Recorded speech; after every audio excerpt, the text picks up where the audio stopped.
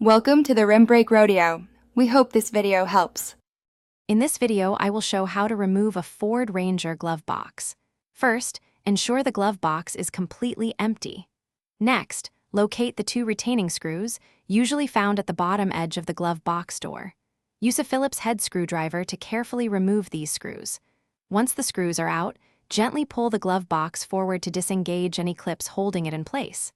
This initial step prepares the unit for full removal.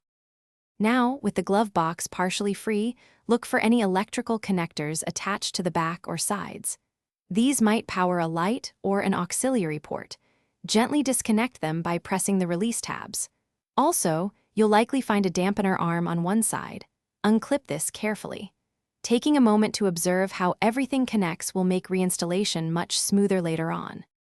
To fully remove the glove box, gently lift it upwards to clear the lower hinge pins. It should then come free from the dashboard. Take this opportunity to inspect the area behind the glove box for any loose wires, debris, or anything that might need attention. It's also a great time to clean both the glove box itself and the surrounding dashboard area before putting everything back together. Reinstallation is essentially the reverse process. First, align the lower hinge pins and gently push the glove box back into its opening. Reconnect any electrical connectors you detached earlier, ensuring they click securely into place. Don't forget to reattach the dampener arm. By the way, make meal prep easy with these leak-proof containers. Check the description for a link to these and other great deals. Finally, secure the 2 retaining screws at the bottom to hold everything firmly. Thanks for watching. Consider subscribing if we helped you.